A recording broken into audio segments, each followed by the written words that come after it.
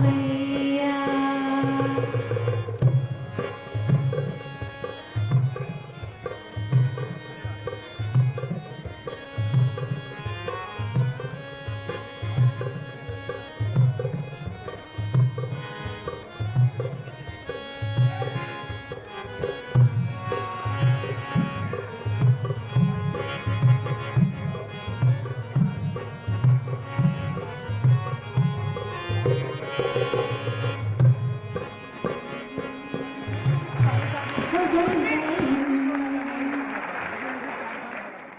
भारतीय परंपरा में नदियों और स्रोतों का विशेष स्थान है।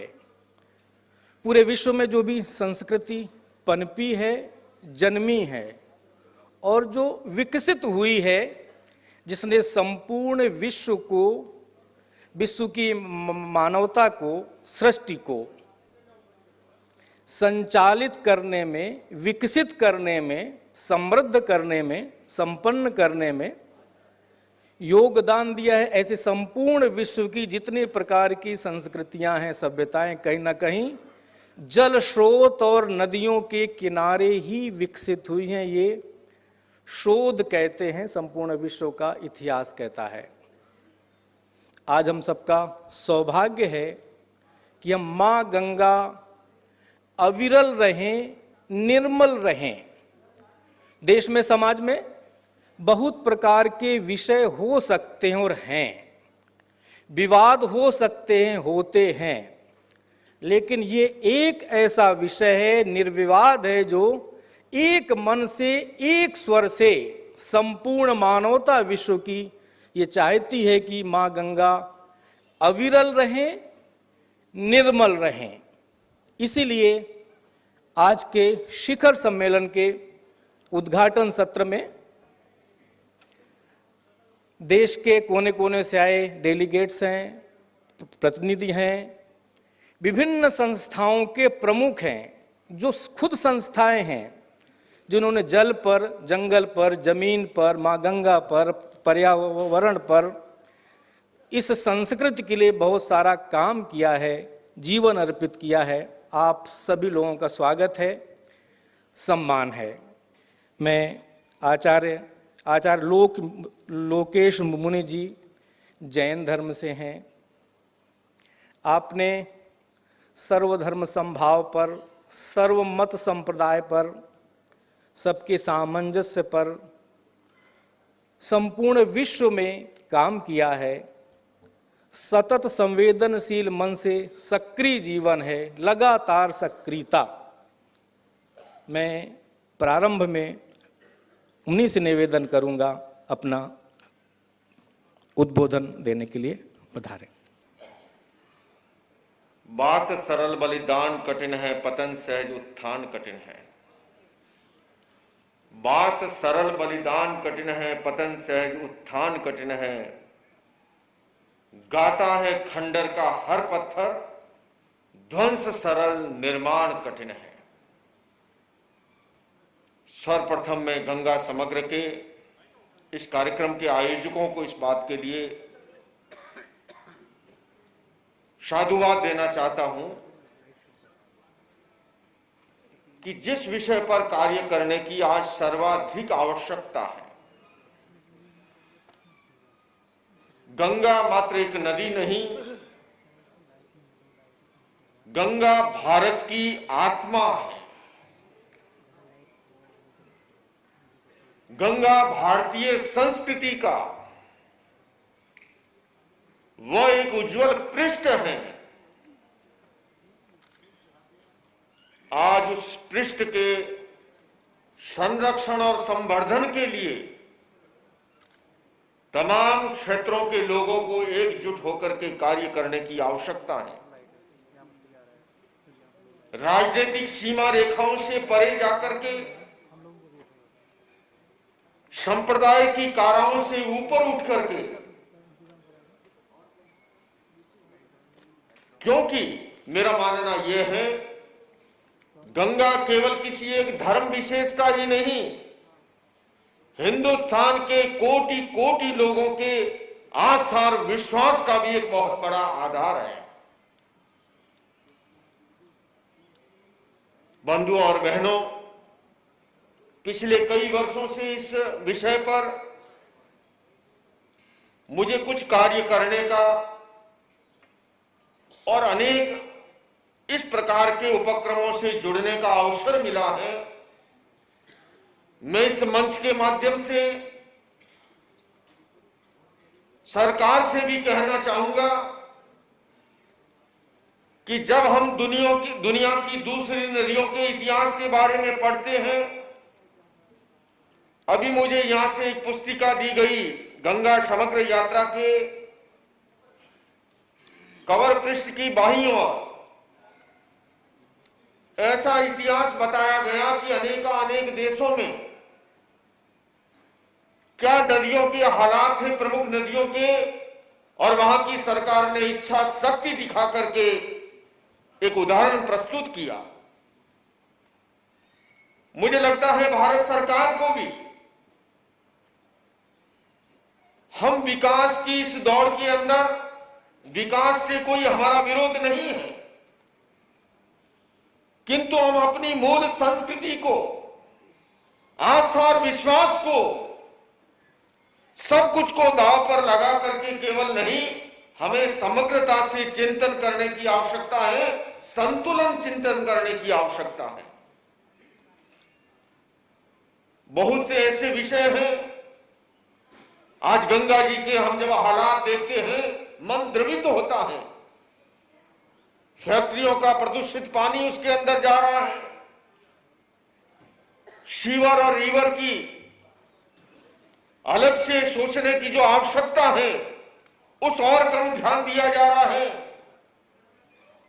अनेक धार्मिक स्थलों के आश्रमों को भी इस बात के लिए चिंतन करने की आवश्यकता है जो गंगा के किनारे हैं। हम सब का यह कर्तव्य और दायित्व बनता है। और इस संदर्भ में मैं भाई मालवीय जी को, हमारी बड़ी बहन उमा जी को इस मंच से मैं अहिंसा विश्व भारती की ओर से, जैन धर्म की ओर से इस बात का विश्वास दिलाना चाहता हूं।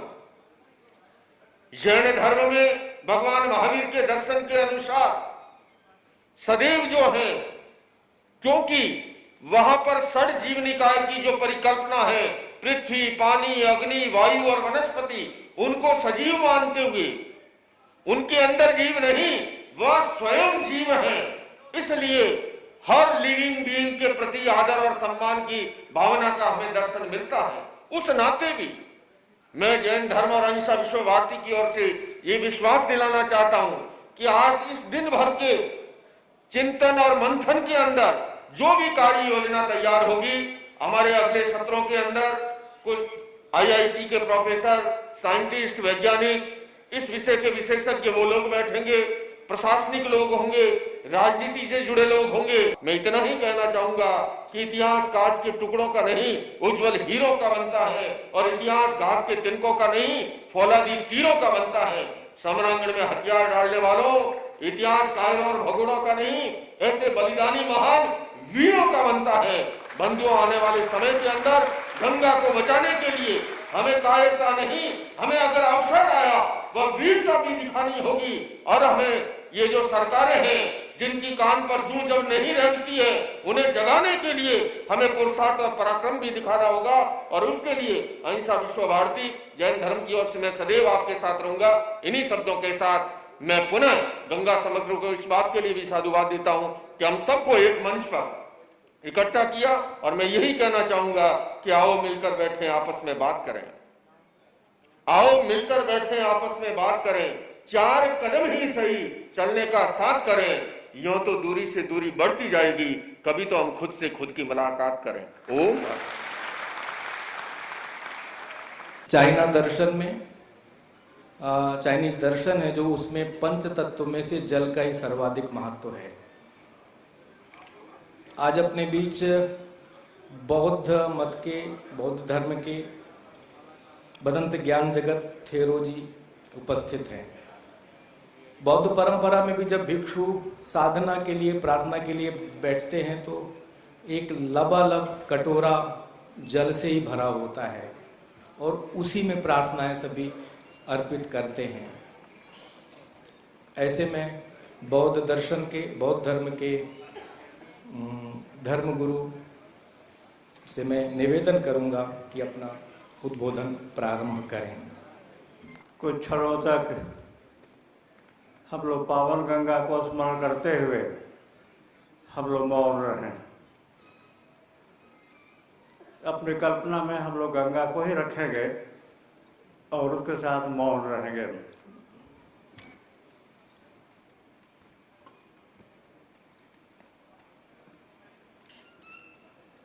भवतु सर्वमङ्गलं, भवतु सर्वमङ्गलं,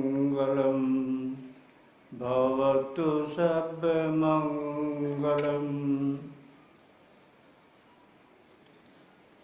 1947 में जब भारत स्वतंत्र हुआ,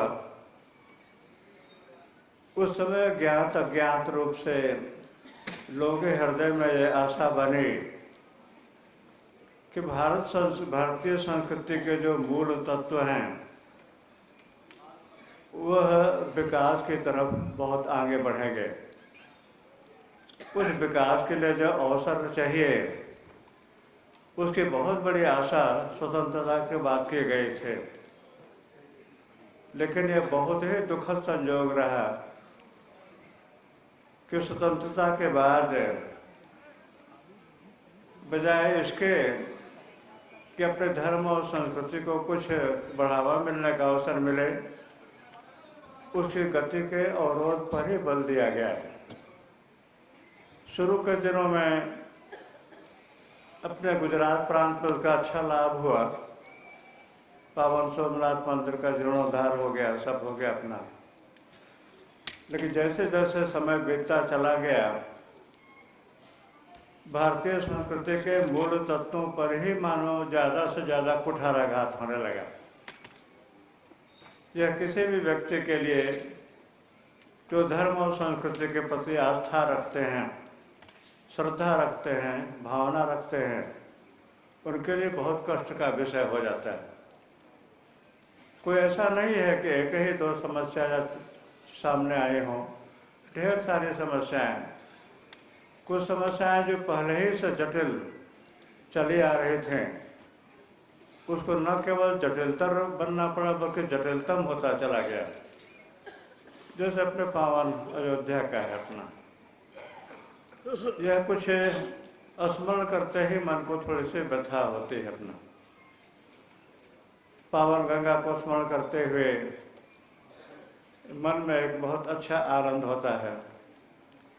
मुझे स्मरण है कि जब कभी मैं बनारस के पास ही रहता हूँ, तो जब कभी मैं बनारस आता हूँ तो दशाश्वमेध घाट पर बैठ करके और बहुत आस्था और लगन के साथ गंगा को देखता हूँ। उस समय एक और भी विचार आ जाता है बीच बीच में कि दिल्ली जब भी आने का हमको मौका मिलता है तो हम जमुना को भी देखते हैं। वह जमुना जो अब एक नाले के रूप में बदल गई है, गंदगी का है, उसको देख के मन को बहुत पीड़ा होती है। जब वहाँ काशी में दशाश्वमेध घाट पर बैठता हूँ तो मन में आशंका उत्पन्न होती है कि कभी ऐसा न हो कि यह पावन गंगा भी जमुना की तरह ही गंदा नाला बन जाए अपना। और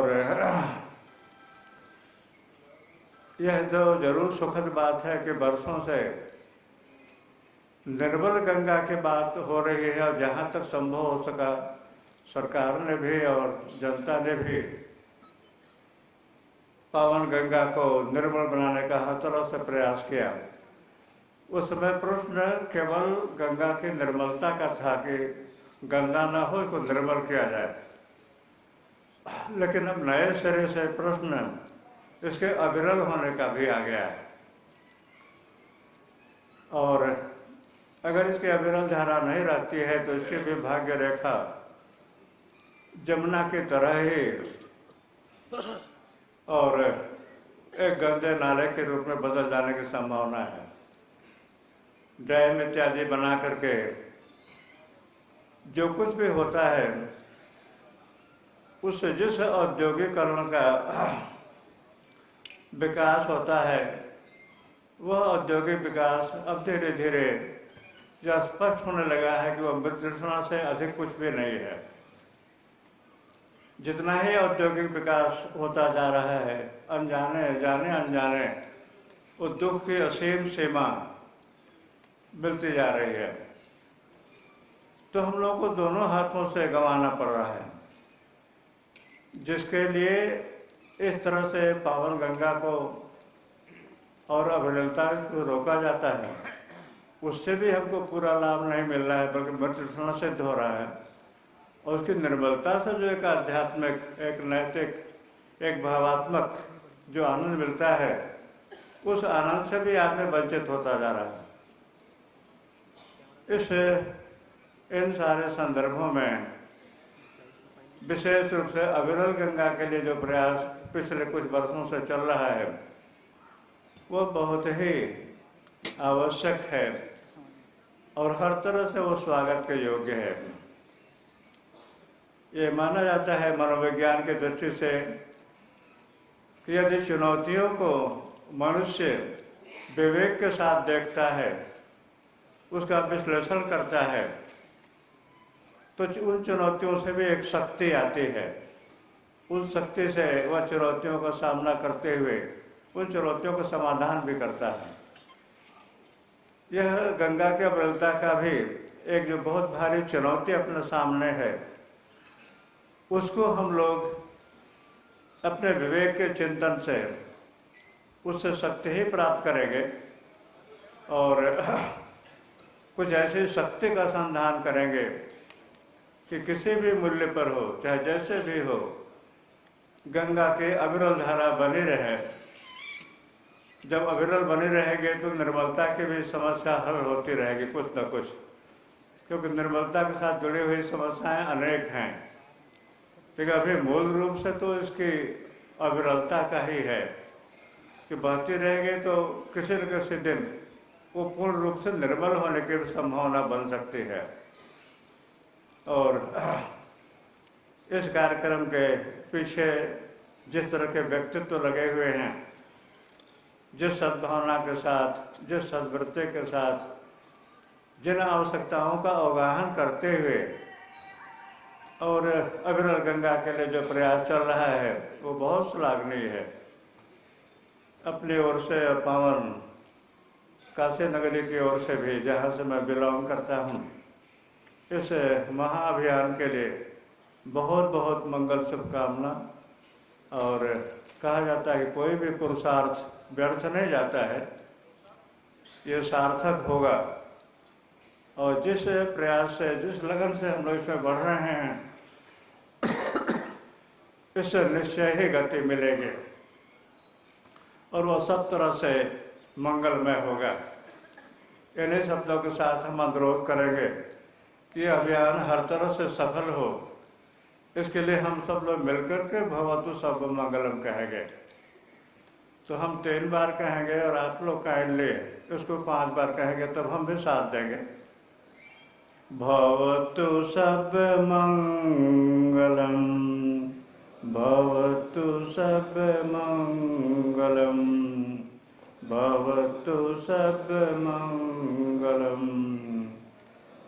अनुरोध करेंगे कि अब हम लोग साथ कहेंगे, भवतु सब मंगलम, भवतु सब मंगलम, भवतु सब मंगलम, भवतु सब मंगलम, भवतु सब मंगलम।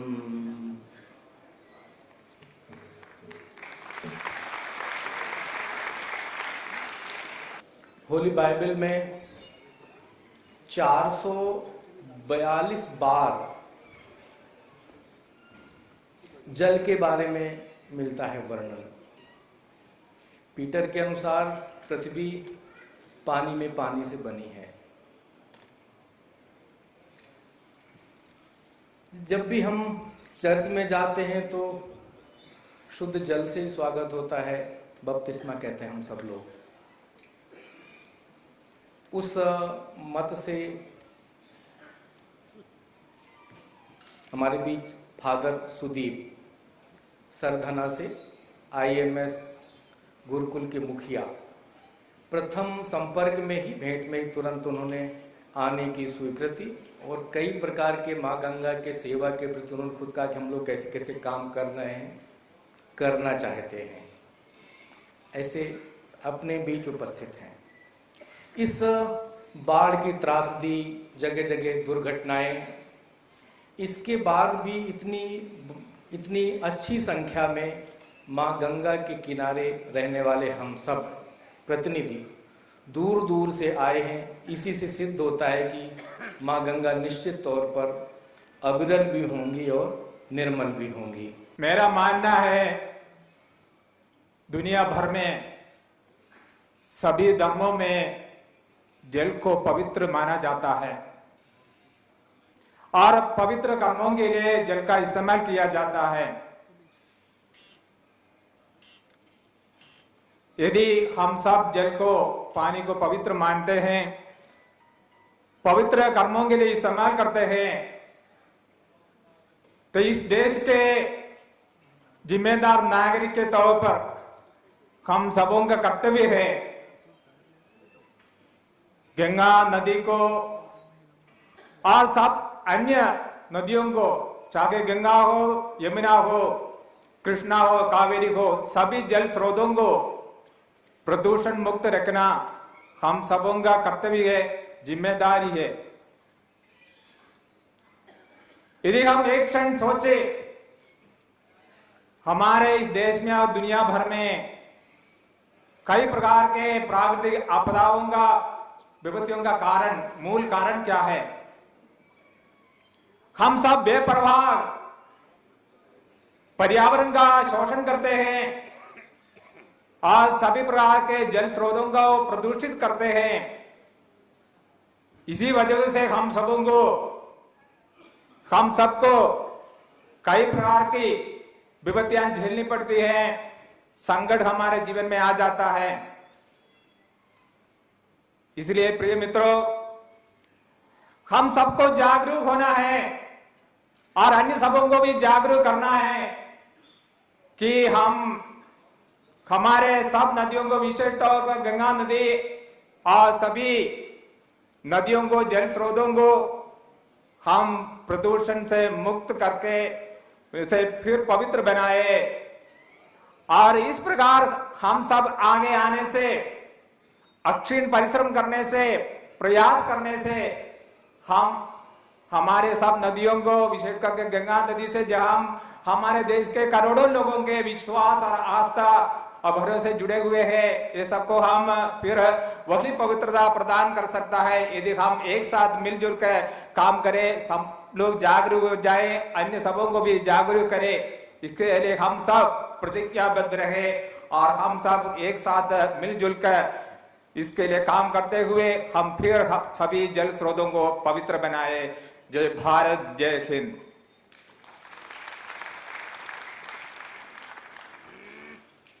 धन्यवाद फादर सुदीप जी। कम समय में आपने अभिव्यक्ति ऐसी की कि आपकी बात संपूर्ण डेलीगेट्स को, श्रोताओं को छू गई। हम सब मिलजुल कर ही माँ गंगा को अविरल, निर्मल कर सकने में समर्थ हो पाएंगे। गुरु गोविंद सिंह जी ने इस शरीर धारण के पूर्व जिस स्थान पर तपश्चर्या की थी, विचित्र नाटक के अनुसार, वो है हेमकुंड साहब, पवित्र जल के किनारे ही 14,000 फीट के ऊपर हिमालय में। उन्होंने अपने जन्म के लिए स्थान भी चुना माँ गंगा के किनारे। हम अमृतसर जाते हैं, स्वर्ण मंदिर का पवित्र सरोवर देखते हैं। स्वच्छता भी, सौंदर्यता भी और पवित्र भी वहाँ का। अमृत छकना जिस परंपरा में सबसे पवित्र कार्य है, ऐसे श्री सिंह साहिब ज्ञानी इकबाल सिंह जी, जत्थेदार तख्त श्री हरमिंदर जी साहिब पटना साहिब से उपस्थित हैं। माँ गंगा के किनारे से मैं उनसे निवेदन करूंगा अपना उद्बोधन दें। वाहिगुरु जी का खालसा, वाहिगुरु जी की फतेह। श्री गुरु ग्रंथ साहिब जी महाराज ने पवन गुरु पानी पिता, पानी पिता है जगत का, फिर पानी सब खाए, ऐसा उल्लेख किया गया है। जहाँ गंगा से शरीर की पवित्रता होती है, वहाँ जो हमारे अंतःकरण में, मन में पाप कर्मों की मैल लगी हुई है, ये गंगा जल उसको भी पवित्र करता है। गुरु जी का फरमान है, गंगा जल गुरु गोविंद नाम। जिस तरह से गुरबाणी में कथन किया है, जाहर नवी तपै भगीरथ यानी, भगीरथ तपस्वी ने जाहरनवी गंगा को पृथ्वी पर इसलिए लाया कि उनके बुजुर्गों का, पितरों का उद्धार हो सके। सो जहाँ गंगा हमारे इस जीवन में बहुत ही महत्वपूर्ण है, जिसका जल अति निर्मल और शुद्ध है, वहाँ हमारी आत्मा पर, मन पर भी गंगा के स्नान का, गंगा के जल का बहुत अच्छा प्रभाव पड़ता है। हमारे मन के जो संस्कार हैं, हमारी जो सोच है, जो हमारा स्वभाव बना हुआ है, उसमें भी तब्दीली आती है। ऐसी गंगा, और जिस हिंदुस्तान, भारत को गंगा के नाम से जाना जाता है, कि जिस देश में गंगा बहती है हम सभी गीत गाते हैं, गुनगुनाते हैं। सो ऐसी गंगा, अभी आपको जो स्टेज की सेवा निभा रहे थे उन्होंने बताया है, और इस स्टेज का जो संचालन कर रहे हैं स्वामी जी, और जितने भी स्वामी चिदानंद सरस्वती, परम पूज्य स्वामी विश्वास तीरथ जी, मुफ्ती अब्दुल बातिल मोनामी, फादर सुदीप, भदंत ज्ञान जगत थेरो, और आचार्य लोकेश मुनि जी, श्री अशोक सिंघल जी और गिरधर जी। सो हम सभी अलग अलग धर्म, गुरु जी ने तो कहा है कि सर्व धर्म में श्रेष्ठ धर्म, हर को नाम जप निर्मल कर्म।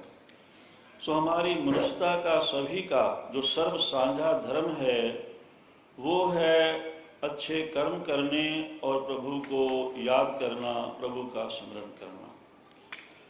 और गुरु गोविंद सिंह जी ने बहुत स्पष्ट उल्लेख किया है कि मानस की जात सब एक है पहचान हो।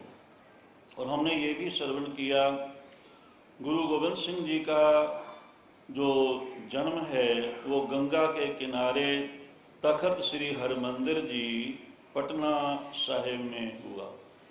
और गंगा के किनारे गुरु जी ने बहुत सारे ऐसे आश्चर्यजनक कौतुक भी किए, गंगा में स्नान भी किया। और गंगा में स्नान करते वक्त भी गुरु जी ने ये सोच लिया था कि अब हिंदुस्तान, उस समय ऐसा था कि हिंदुस्तान सदियों से गुलामी की जंजीरों में जकड़ा हुआ है, और इसको गुलामी की जंजीरों से बाहर निकालने के लिए, मुक्त करने के लिए हमें अंदर जो अपनी विल पावर है उसको मजबूत करना होगा।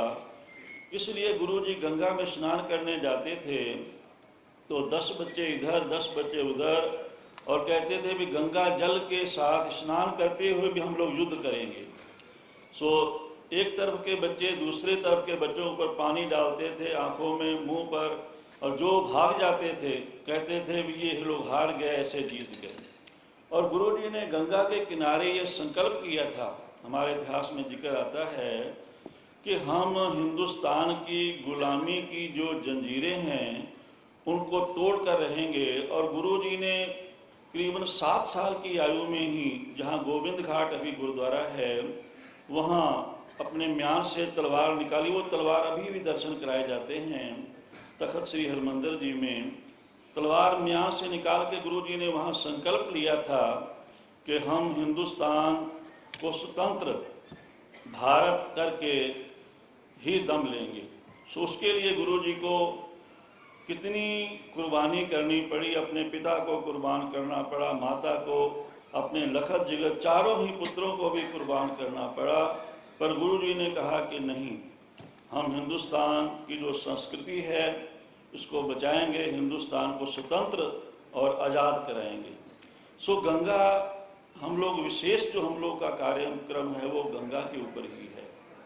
सो जहाँ अब गुरु गोविंद सिंह जी का जन्म 350वां हम लोग जन्म शताब्दी मनाने जा रहे हैं, वहाँ सबसे पहले हम लोगों ने निर्णय लिया कि गंगा के किनारे जो घाट हैं वो बहुत 10-12 घाट ऐसे सुंदर और पक्के तैयार किए जाएं कि श्रद्धालुओं को किसी तरह की कोई मुश्किल ना आए। हमने अभी पीछे नांदेड़ महाराष्ट्र में, जहाँ गुरु गोविंद सिंह जी ने सचखंड गमन किया, वहाँ गुरु गोविंद सिंह जी की सचखंड गमन की, परलोक गमन की जो 300 साला शताब्दी मनाई है, जहाँ वहाँ अनेका ही तरह के प्रबंध किए गए। वहाँ गोदावरी के जो घाट हैं उनका बहुत अच्छा सुंदरीकरण कई मीलों तक किया गया है। सो हम लोग की ऐसी भावना है। सो अगर सबके मन में ऐसी भावना दृढ़ हो जाए, परिपक्व हो जाए मन से, सिर्फ कहने से या ऐसे नहीं, जब तक हम लोग मन से संकल्प नहीं लेंगे, दृढ़ नहीं होंगे, पक्के नहीं होंगे, तब तक सफलता प्राप्त होनी कठिन है। इसलिए हम लोग दृढ़ संकल्प करें। जैसे उमा भारती जी ने और उनके जितने भी सहयोगी हैं, उन्होंने ये बीड़ा उठाया है, ये संकल्प लिया है। इसके लिए उन्होंने बहुत यत्न भी किए हैं, यत्न कर भी रहे हैं, और ऐसे सम्मेलन का आयोजन भी यहाँ किया गया है। इस तरह से हम लोग सभी अपना धर्म समझें भी गंगा का जल एक पवित्र ऐसा जल है जो हमारे शरीर को भी शुद्ध करता है, हमारी आत्मा को भी शुद्ध करता है, और जिसको पितरों के उद्धार के लिए ही मातृलोक में लाया गया। तो हमारे बुजुर्गों का, पितरों का भी उद्धार करने की सामर्थ्य जिस जल में है, सो ऐसी गंगा में हम लोग कभी भी कोई ऐसा प्रदूषण वाला कार्य ना करें। सो सभी, क्योंकि बहुत सारे हमारे धर्म स्थान जो हैं वो गंगा के किनारे पर हैं, कई ऐसे हमारे धर्म गुरुओं के स्थान भी हैं जो गंगा के जल में प्रदूषण का कार्य उनके वहाँ से भी हो रहा है। तो ऐसा नहीं होना चाहिए। हमारी भावना जो है वो परिपक्व हो, दिल से हो, मन से हो, तब कोई बहुत बड़ी बात नहीं है। इसलिए हम जहाँ भी गंगा का, जहाँ भी जो भी हमारी नदियाँ हैं, गंगा, जमुना, गोदावरी, सरस्वती, ये गुरु जी ने गुरु ग्रंथ साहिब में इन नदियों के नाम लिए हैं। और गुरु गोविंद सिंह जी का जन्म गंगा के किनारे हुआ, और गुरु जी की कर्म भूमि जो है वो सतलुज के किनारे हुई, और गुरु गोविंद सिंह जी का जो देह परित्याग हुआ, जो सचखंड गमन हुआ, वो गोदावरी के किनारे नांदेड़ महाराष्ट्र में हुआ। इसलिए हम लोगों में तो ये भावना है ही, हम लोगों के मन में तो सम्मान है ही, और हम सभी के मन में ऐसा सम्मान परिपक्व हो, प्रैक्टिकल तौर पर हम लोग इसके ऊपर अमल करें और पूरा ध्यान रखें, तो प्रभु की, गुरु की, परमात्मा की हमारे ऊपर बख्शिश होगी, और ये सेवा से हमें पुण्य भी मिलेगा, हमारे पाप कर्म भी खत्म होंगे, और हर तरह से हमको संसार में, समाज में सम्मान भी मिलेगा, सब सुख भी मिलेंगे लोक परलोक के। ये बहुत बड़ी एक तरह की सेवा है, और ये सेवा का समय हमको प्रभु ने ही खुद दिया है। प्रभु चाहे तो क्या नहीं कर सकता, उसके लिए कोई बहुत बड़ी बात नहीं है। ये हमको अवसर दिया है, अपने बच्चों को प्रभु ने समय दिया है। देखें भी जिसने तुम्हारे लिए इतना कुछ किया है, गंगा ने, जो तुम्हारे पापों का हरण करती है, तुम्हें शुद्धि देती है, तुम्हारा मन भी शांत करती है, तुम्हें निरोगता भी देती है, और उसके लिए तुम क्या कर सकते हो, क्या तुम्हारे अंदर भावना है। सो ये हमारे लिए सेवा का अवसर है, समय है, और इस समय को हम अगर संभाल लेंगे तो हमारे ऊपर प्रभु की कृपा होगी, और जिसके ऊपर प्रभु की कृपा हो जाए उसके लिए फिर कोई चीज़ ऐसी नहीं जो उसे प्राप्त ना हो सके। इतने शब्द कहते हुए हार्दिक तौर पर आप सभी का धन्यवाद, अभिनंदन करते हैं। वाहिगुरू जी का खालसा, वाहिगुरू जी की फतेह।